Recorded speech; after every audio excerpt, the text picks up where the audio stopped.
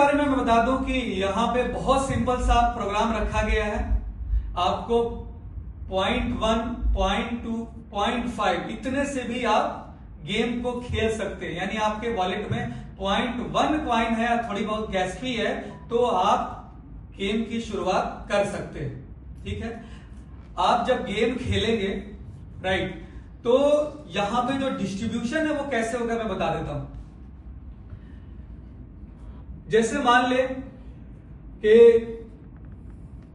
4 बंदे में 2 बंदा विनर है, 2 बंदा लूजर है राइट। तो विनर और लूजर दोनों का बैलेंस डिडक्ट होगा राइट। उसके बाद में उस बैलेंस का जो विनर होगा, ठीक है, वो विनर को 72% रिटर्न जाता है। 72% 8% जाता है रेफरल में और 10% जाता है जैकपॉट में राइट। इसकी पूरी आपको जो स्लैब है ये पीडीएफ आपको मिल जाएगा प्रॉपर तरीके से, जिसमें आपको पूरी डिफाइन कर दी गई है। यानी कि जितना भी पहले से, हाँ इसमें एडमिन फीस भी जाता है 5% विनर से, 5% लूजर से राइट। फिर जैकपॉट में जाता है 5% विनर से, 5% लूजर से, और जो बच जाता है उसका 10% राइट जाता है उसको रेफरल को, और बाकी का जो विनर है उसको जाता है। तो ओवरऑल 72% विनर को चला जाता है, 8% वहां चला जाता है और 10% एडमिन को जाता है और 10% जैकपॉट में जाता है। इस तरह से पूरा इसका प्लान बना हुआ राइट। यहां पे चूंकि मेटा ओजोन पे कंपनी ने पूरी तरह से फ्री कर दिया, एक भी अपने लिए नहीं रखा, इसलिए अब जो भी कंपनी को मैनेज करनी है उनके यूज केस से ही करनी है राइट। और यूज केस से करनी है क्योंकि मेटा प्रेडिक्ट में बहुत बड़ी कम्युनिटी आएगी, तो इसके लिए बहुत बड़े सर्वर्स की जरूरत पड़ेगी, जो कि गेमिंग के सर्वर्स स्पेशली जरूरत पड़ेगी उनके लिए राइट। तो इसके लिए कंपनी को मैनेज करने के लिए कंपनी ने 5% लूजर साइड, 5% विनर साइड दोनों से रखा होगा, ठीक है, और इससे कि इनके गेम को करेगी। अब कंपनी के पास एक ही ऑप्शन है कि अगर उनको आगे बढ़ना है तो उनको खुद हर महीने यूज केस लेकर के आने होंगे। उनकी खुद मजबूरी है, क्योंकि अब आय का स्रोत उन्होंने खत्म कर दिया, क्योंकि ब्लॉकचेन वो पूरी तरह से पब्लिक के हवाले कर दिए, करने जा रही है राइट। तो वहां से उनका हाथ बंद हो गया। मेटा ओजोन जो इनका सबसे प्रीमियम प्रोडक्ट है, सबसे प्रीमियम, जहां से कंपनी की रेवेन्यू बनती है, उसको भी उन्होंने 100% पब्लिक के हवाले कर दिया।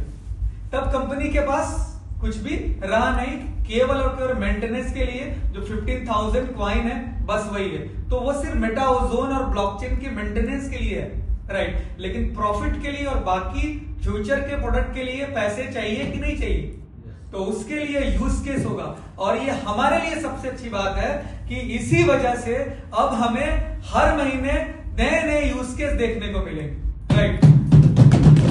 तो ये हमारा आज प्री लॉन्चिंग हो चुका है मेटा predict.io का। उसी तरह से नेक्स्ट मंथ में हमारा NFT वॉल लॉन्च हो जाएगा, और एक और प्रीमियम प्रोडक्ट आ रहा है राइट। उसके लिए हमें चाहिए होगा 6 मंथ चाहिए होगा।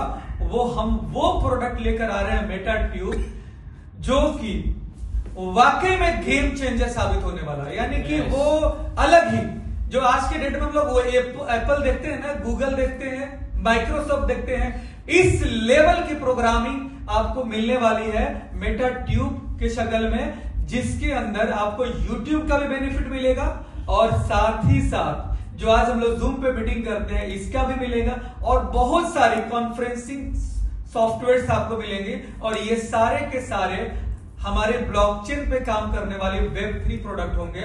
और इसके लिए कंपनी ने काम करना शुरू कर दिया है, दिन रात काम हो रहा है, और जितने भी हमारे नोड होल्डर्स हैं वो इसके पार्टनर होंगे।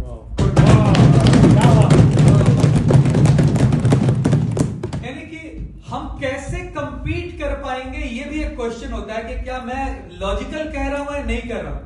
इतनी बड़ी बड़ी कंपनीज लाइक अगर हम जूम की बात कर लें, राइट, तो $1 बिलियन का बिजनेस करती है सालाना, वो 70 बिलियन से ज्यादा का उनका रेवेन्यू है। तो उतना डॉलर का बिजनेस करने वाली कंपनी को हम कैसे कंप्यूट कर सकते हैं? उनके पास बहुत बड़ी टीम है, बहुत बड़ी इन्वेस्टमेंट है, तो वो जो प्राइस दे रहे हैं, जैसे आज के डेट में हम लोग जो जूम चलाते हैं तो हर महीने लगभग 11 साढ़े 11 हजार रुपए पे करने होते हैं जूम को 1000 की कम्युनिटी के लिए, राइट। एक तो लोग पब्लिक तो फ्री वाला यूज करती है, राइट, उसमें 100 की कैपेसिटी होती है और 40 मिनट्स की लिमिट होती है, लेकिन उससे ऊपर जाएंगे तो आपको पे करना होगा, उससे ऊपर जाएंगे 500 में जाएंगे और ज्यादा पे करना होगा, 1000 में जाएंगे और ज्यादा पे करना होगा, और अगर जूम वेबिनार में जाएंगे तो उसकी तो प्राइस सुन के ही आपको दिमाग खराब हो जाएगा। यानी कि एक कॉन्फ्रेंस में 50-50 हजार रुपए पे करने होते हैं एक कॉन्फ्रेंस में, एक दिन के, राइट। तो उनको कैसे कंप्लीट कर पाएंगे हम?